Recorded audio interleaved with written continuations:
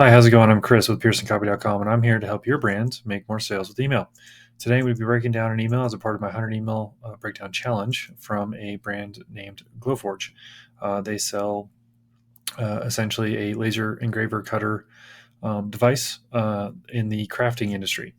I thought this was a great email because, one, it is a letter from the actual CEO. It's not a standard brand email. And I'm going to work through this email to just show you why I think this one is better than probably 99% of brand emails that go out as welcome emails. I really hope that you take some insights away from this and potentially find a way to update your first welcome email to match something similar to what Glowforge has done here. So, that being said, let's go ahead and dive in. So the subject line here is "Hello from the CEO." This is different than the standard brand subject line. Most of them say "Welcome to brand," "Welcome to family," "Welcome to community." This one is actually from Dan, the CEO at Glowforge. So the subject line is "Hello from CEO." The from name and from email is from Dan. His first name from Glowforge, Dan from Glowforge, and Dan Shapiro at glowforge.com. This personalized, it makes the email feel personalized. It makes it feel like it's from a real person. And there's an opportunity for emotional connection here because it's from an actual person, as opposed to it potentially being from automation or absolutely being from automation. So this definitely adds the humanity back into this email a lot more than if you send something that is just from the brand, like I'd say 90% of other brands do. So I'm really excited to break this email down with you because this was a great email. So um, as we scroll down here, Glowforge does use a branded image, branded product, or image in the branded product, thing like that. Glowforge with the brand logo and name here, real simple, real clean, easy to scroll past even and catch on the way by. And then their tagline here: great to connect and welcome. And then their product here. I think it's a great use of the image. I would even test this to see if getting rid of this image would actually get more click throughs, more sales, just because getting right into the letter makes it even more so look like it's from Dan, as opposed to being branded with Glowforge. For example, just get rid of this image and start with, "Hey, hi, Chris," and go right into the email. I'd imagine they've tested this, but if they haven't, I would suggest testing removing this image entirely and just diving right into the text. Um, Next piece here, hi Chris. So they did ask for my name when I signed up through their form on their website. They're using here. This is personalization. You can do this with your email tech. If your email software doesn't allow this, then you should probably change to a different one. But being able to personalize the email by saying hi Chris, this is almost expected by now. With most people that are getting emails, they want to see their name in the email. If you are using a lot of plain text. So the next piece here, Dan. The email here that Dan sends it goes into essentially something that he dislikes. So he says, "I hate mailing lists. I don't give away my email lightly. I suspect you're the same way. So this must be pretty important to you." Um, this is a even more personalization, and it's an acknowledgement that his ideal customer probably took them a lot to give up their email to get onto this list because they are used to getting spammed and just overrun with emails after they give up their email address, and they probably don't want to give it up very often. So it's acknowledging that pain point here, and I would assume that Dan has heard this from quite a few customers that they just don't like email lists, right? They don't like getting on them because of all the spam and potential just annoyance. So him acknowledging that makes an emotional connection right up front. He says, "Hey, I know this is kind of how you feel. I feel the same way, and I just want to let you know this isn't how it's going to be. Here's what to expect." And he dives right into what to expect. Um, he typically, let's see here. He says he'll send. You'll only get two emails from us, for that matter. So it'll be one from him and one from, I believe it's a sales rep or somebody like that. The other email I saw, but I haven't looked at it yet. But it's the second email. And the PS of this breakdown, I'll share something he does that's interesting for that second email. So we'll get to that in a little bit. But typically, after the first couple of days, I won't send an email unless it answers a question a lot of people have already asked. That's how I'm making sure I'm respecting your inbox. So the idea of respecting your inbox, he says, "I suspect you don't like email lists. I'm going to respect your inbox. Here's how. Here's what to expect. Right? Here's how I'm going to make sure that you are not getting annoyed by us or me or the brand." Um, and then he dives into the even more expectation from Glowforge. Um, and he uses this interesting mechanism here when it comes to the copy. It's just like he's saying, "Hey, I could tell you about this. I could tell you about this. I could tell you about this," and he lists off all the things that he wants to get past or get to the customer so they can read it. But he doesn't want it to come off as direct or salesy. And this is one way you can soften it and say, "Hey, I could tell you about all of these things that most other brands tell you about, but I'm going to tell you about this instead." So he's indirectly sharing the information he wants to share. while also not sounding salesy or sleazy about it. So he's whoever his copy here is actually pretty solid. So let's see here. So oh yes. So this next piece here is I could kick off a relationship by telling you that you're now in the company of world, in the company of a world of people just like you. So this starts off that kind of indirect thing of like everything that he should put in this email, but he's doing it a little different so it doesn't sound like the rest of the brands. And then he goes on to talk about a bunch of identifiers that his ideal customers have either told him about, or he's researched and found out, or he just knows because he's sold in this industry before. So one, they want to be a part of a community of people that create and make things. People who make and create, there it is again, there's an identifier. And then people who stretch their imagination until it bursts into real life, that's another identifier. And then also the final one here, people who take warm leathers and cool acrylics into their own two hands and turn them into sensations like the thousands you'll see here. I could tell you that. So he's identifying the ideal customer of like who's actually supposed to be on this email list and who does he actually want to sell to, and who typically buys his stuff, right? Buys his device, Glowforge, his laser cutter, engraver, etc.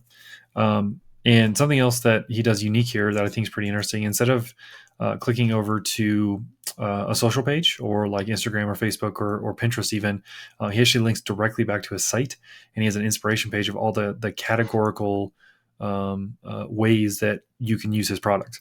So for example, there's leather, there's I believe there's various other pieces that you can actually use with his product. So like leather, paper, costumes, tile, wood, maps, games, classroom. There's all these categories of creation that he links to, and it's like an inspo page, an inspiration page, right? But it's not Instagram, it's not Facebook. So he's not sending people to social, he's sending them to their website, and I think to his website. So I think that's super important, because when you send people to social, they could potentially get lost in their feed. They could get lost, looking at your IG and then finding a related and going, and then they're off and they never come back and never buy because you sent them to social instead of your website. So that's something here that maybe take an insight or a note on is, if you want to show inspiration, if you want to show that stuff, make sure it's on your website. So if they do get quote unquote lost or start clicking around, it's on your site with your products. That's going to keep them in the sales funnel essentially for a little bit longer. Eventually have them come back to the email because like, oh yeah, Glowforge, I was reading that email, or they're going to buy something because they already clicked to your site. So I think it's a really unique way of showing off what his product can do. This is also, from a sales standpoint, a demonstration page. So it's a demonstration of power. So a demonstration of power as in like, here's how it works. Here's what you can create with it. And he does that with this link to this inspiration page.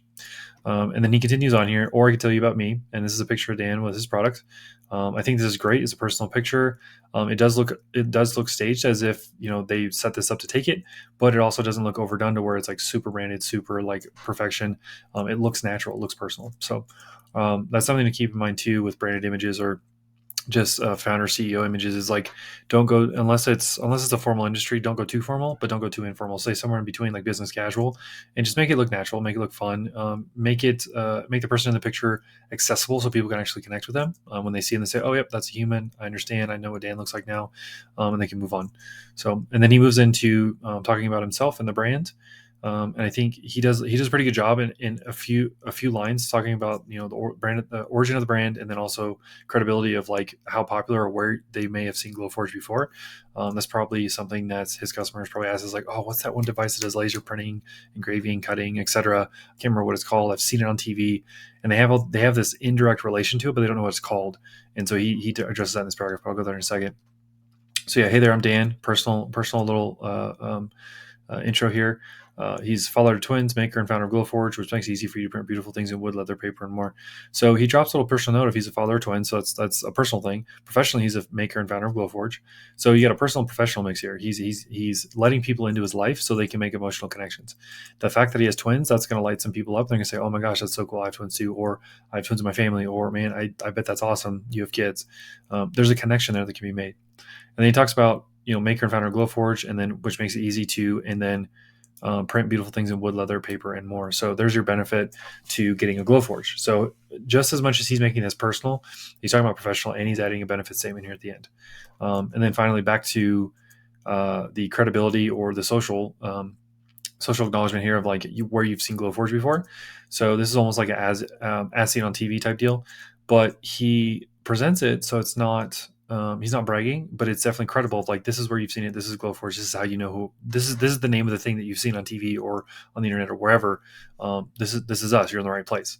So here, it's also social proof that a lot of people buy this, and that it's the right thing to buy compared to like other maybe competitor products or things like that. So definitely thing there. Let's see here. I can tell you that. Another piece here, or how my kids skip at the toy aisle and print gifts to bring to their friends' birthday parties instead. So this is something here too. There's personal. Is he talks about his kids again. So his kids actually skip the toy aisle to go and make and print their own gifts for birthday parties instead of buying new toys. So that's something too that is personal, that ties him to Glowforge and people potentially to make emotional connection. So.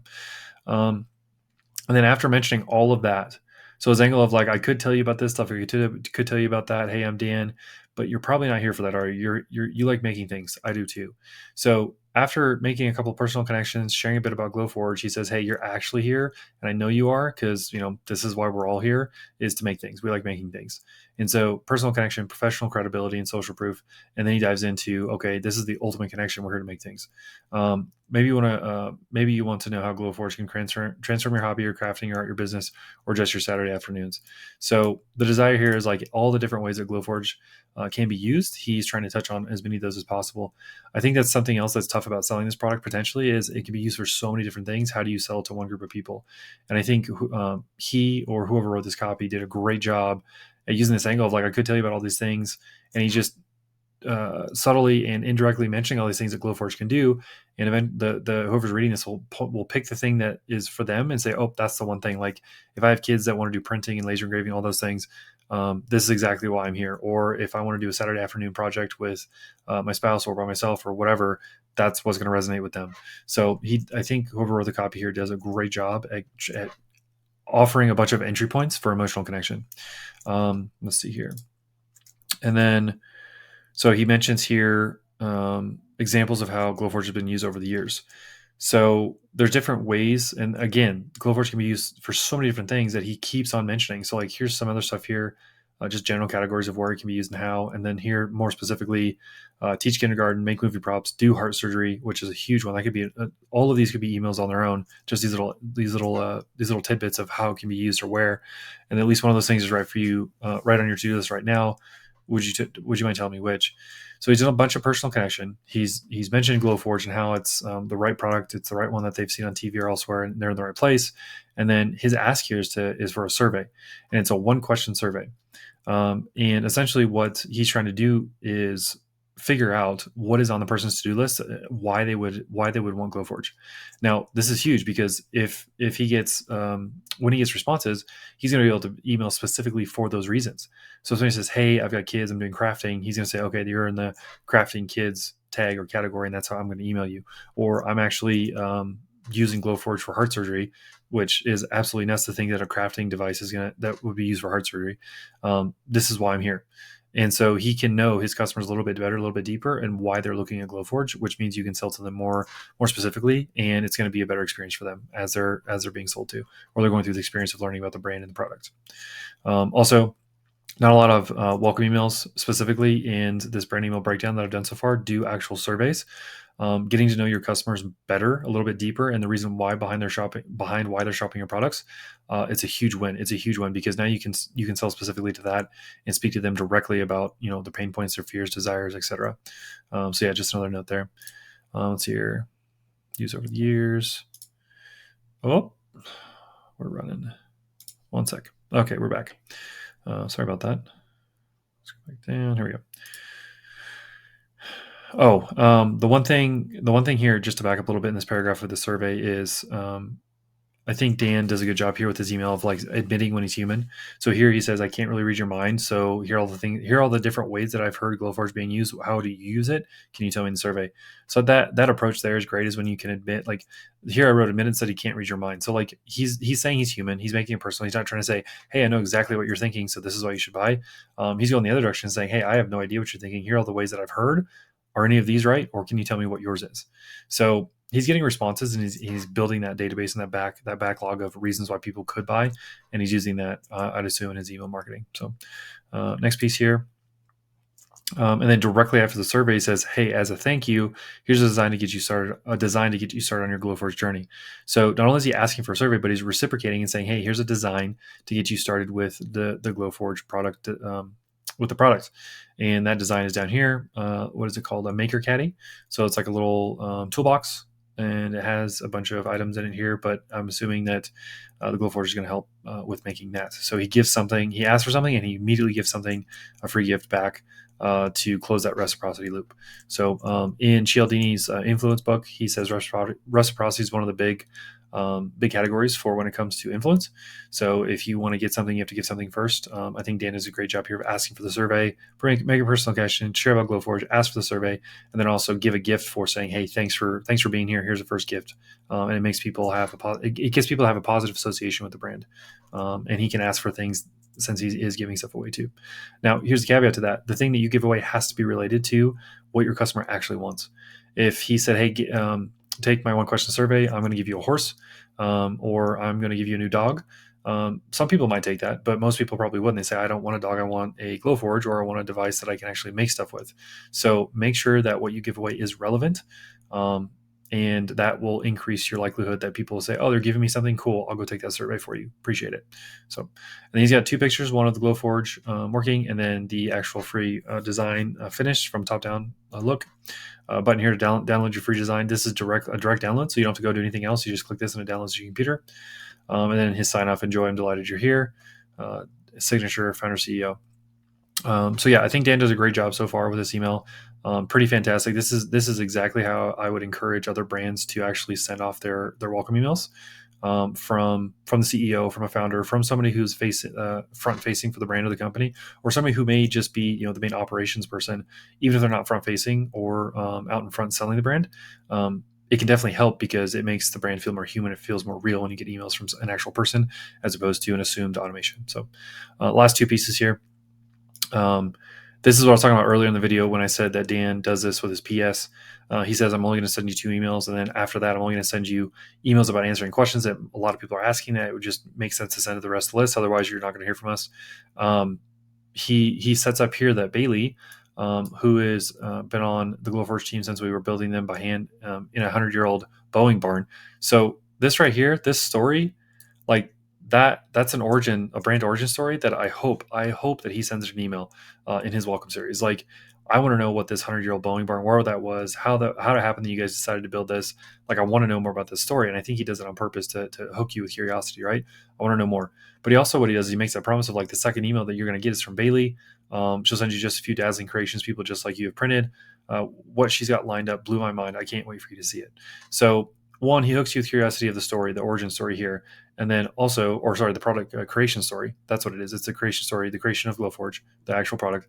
And then he hooks you in also with, "Hey, look for this next email. Here's what's coming. You need to open that to see what Bailey's got for you." So this is a great way to hook people into the next emails and just future paste them into opening and to looking for it when they see it. And also, if they forget and they see it later, they'll say, "Oh yeah, that's right. I was supposed to get that email." It reminds them, and they have a positive association with the brand. So this is a great work. I really, really appreciate how Dan put together this email. And then finally, brand logo, brand name, social, standard footer information. Overall, I really appreciate how this brand put together this email. I appreciate how Dan wrote this email as hello from the CEO. I think it's a great approach. It definitely feels more personal. It feels like it's from a real person. It's not a cold brand trying to talk to a warm person, which that's a whole thing. That's a whole other conversation, right? Be as warm as possible with your brand. Be as personal as possible. Email like you're talking to a friend, and it's going to do wonders for you because very few, if any, people or brands are actually doing that when they're selling products. So with that being said, I hope you took away some great insights. Please let me know if those insights make you sales with email. I'll be more than happy to talk to you about that and see how that worked. Otherwise, go check out my YouTube channel for my other brand email breakdowns. I've got a whole playlist that's set up there on my YouTube channel. I'll be doing 100 of these. So this is the first or a handful of the videos you've already watched. Go check out the other ones. Otherwise, thanks for watching.